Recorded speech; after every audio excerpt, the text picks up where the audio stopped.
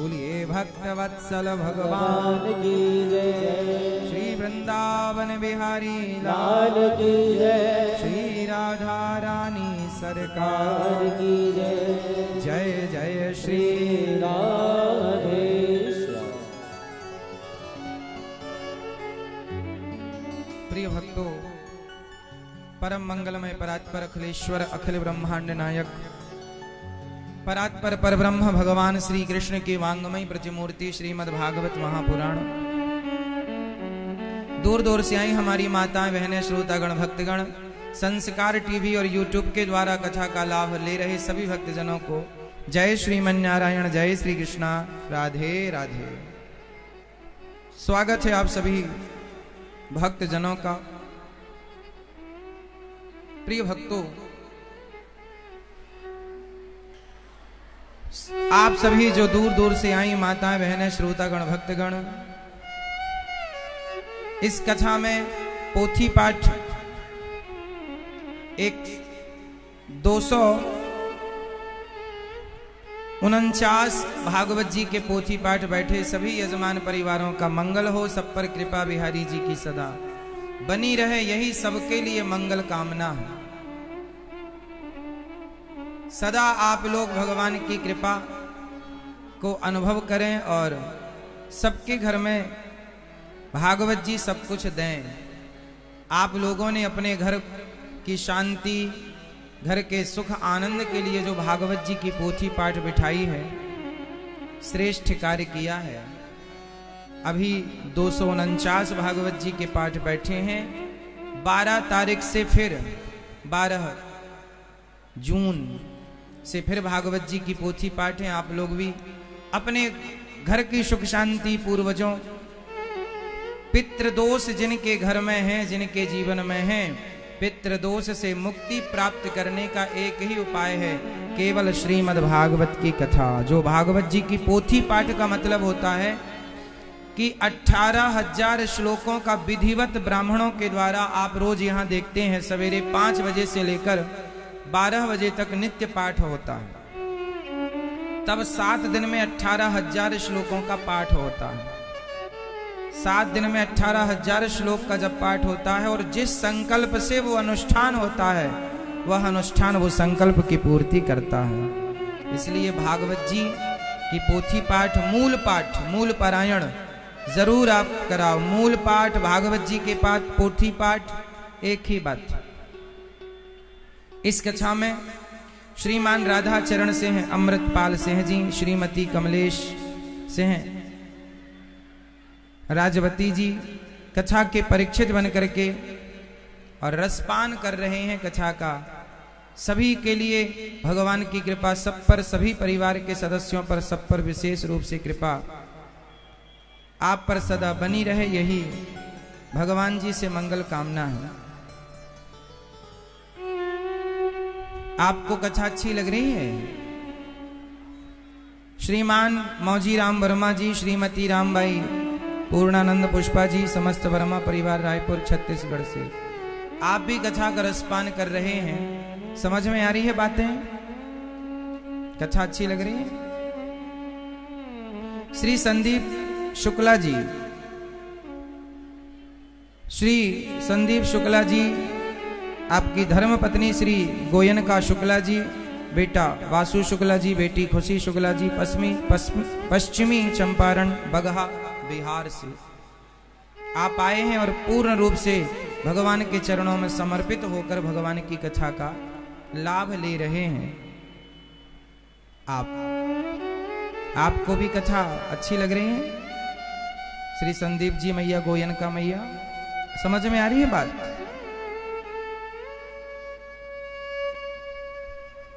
कथा जो समझ में आ जाए, जितना समझ में आ जाए बस वो कल्याणकारी है।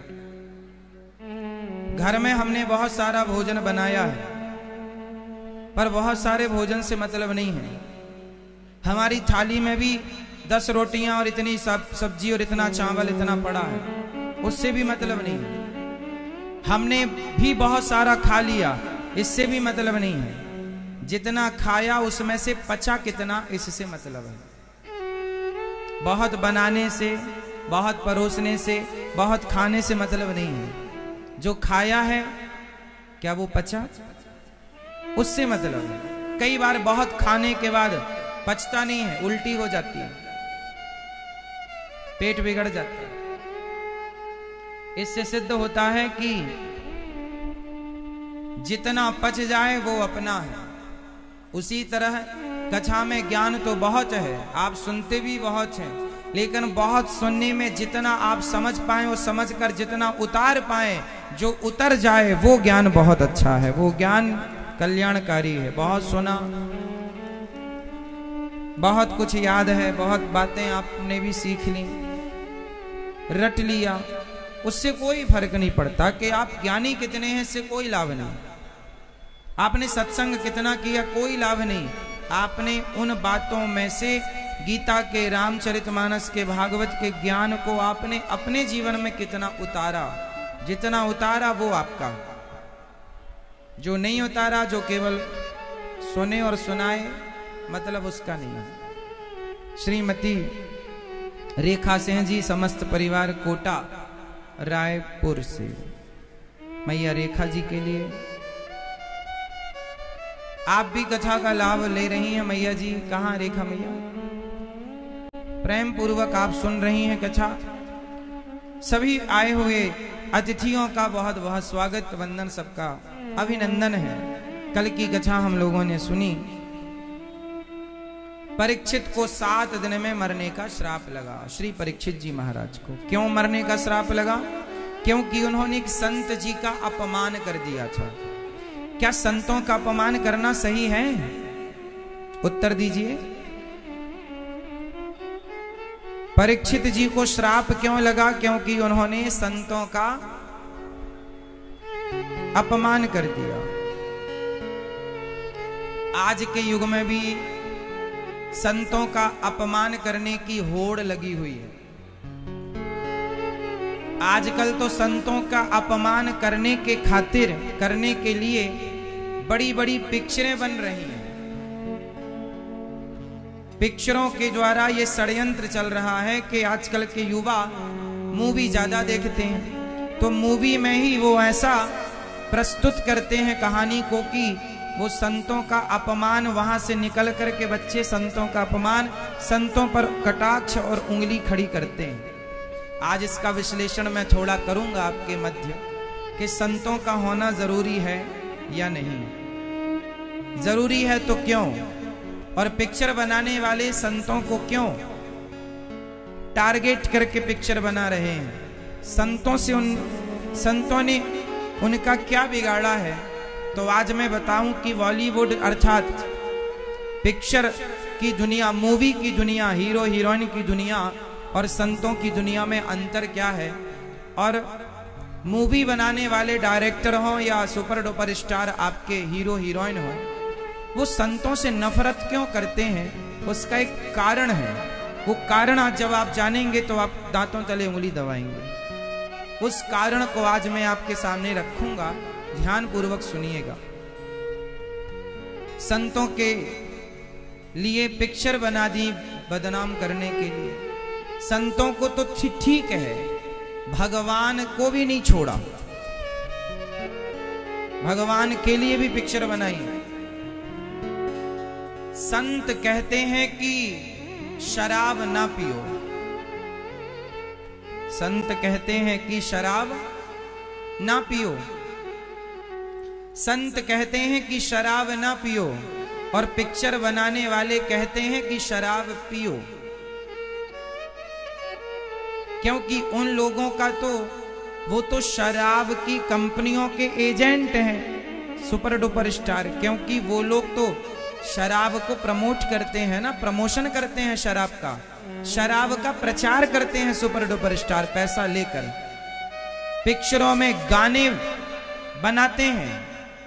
शराब जीना अगर जरूरी है तो पीना बहुत जरूरी है, गाने बनाए। मुझे पीने का शौक नहीं, पीता हूं गम भुलाने को। ये गाने किसके हैं? मूवियों के हैं, पिक्चरों के हैं। संत कहते हैं कि शराब ना पियो, हमारे देश का कोई भी संत क्या ये कहता है कि शराब पियो? नहीं, संत कहते हैं शराब ना पियो, और पिक्चर बनाने वाले क्या कहते हैं? पियो। तो दोनों के विचार अलग अलग हैं। तो जो पिक्चर बनाने वाले लोग हैं, आपके सुपर डुपर स्टार लोग, शराब बनाने वाली कंपनियों ने कहा कि अरे ये साधु संत तो हमारी शराब की दुकान में ताला लगवा देंगे। तो उन्होंने सुपर डुपर स्टारों को पैसा दिया, बोले चलो पिक्चर बनाओ, संतों के खिलाफ इनको बदनाम करो, इनको बर्बाद करो, इनको, ताकि आने वाले बच्चों में किसी की श्रद्धा साधु संतों पर ना रह जाए। जब श्रद्धा नहीं होगी तो उनकी बात ये लोग नहीं मानेंगे। तो ऐसा एक षड्यंत्र चल रहा है कि आपके बच्चों को ऐसा उनके दिमाग में भर दिया, जैसे आतंकवादी होते हैं ना, वो आतंकवादी सामान्य आदमी को पकड़ कर ले जाएं तो वो ऐसा उनको समझा देते हैं कि फिर वो माइंड वॉश कर देते हैं कि फिर वो अपने शरीर में बम बांध के चलने लग जाता है। हाँ या ना? पाकिस्तान क्या करता है? सामान्य आदमी को पकड़ता है, आतंकवादी बना देता है, भर देता है कि तुम्हें जन्नत मिलेगी। तुम्हारे बच्चों को ऐसा बताते हैं कि साधु संतों के पास ना जाना, वो तो ढोंगी होते हैं, वो तो ठग लेते हैं। क्यों? जबकि संत कहते क्या है? शराब ना पियो।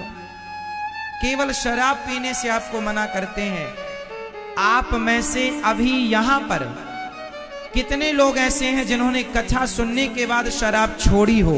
यदि आप में से एक भी कोई ऐसा है तो हाथ उठा सकता है, जिसने कथा सुनने के बाद शराब छोड़ी हो। ये देखिए, एक ये हैं, एक वो हैं, 3 भैया आगे बैठे हैं। मतलब इतनी भीड़ में 10-12 लोग दिख रहे हैं। सोचो, इतने में 10-12 लोग हैं तो पूरे देश में इस कथा का कितना प्रभाव होगा आप सोच सकते हैं। तो शराब वाली कंपनियां डरने लग गई हैं संतों से कि ये तो ताला लगवा देंगे दुकानों पर। तो फिर उन्होंने षड्यंत्र के तहत मूवियां बनवाई, पिक्चरें बनवाई कि संतों को आप केवल गलत बताओ। इसलिए आज के नौजवान बच्चों के अंदर साधु संतों के प्रति श्रद्धा नहीं है। क्यों नहीं है? क्योंकि माना कि कुछ संतों ने भी अपने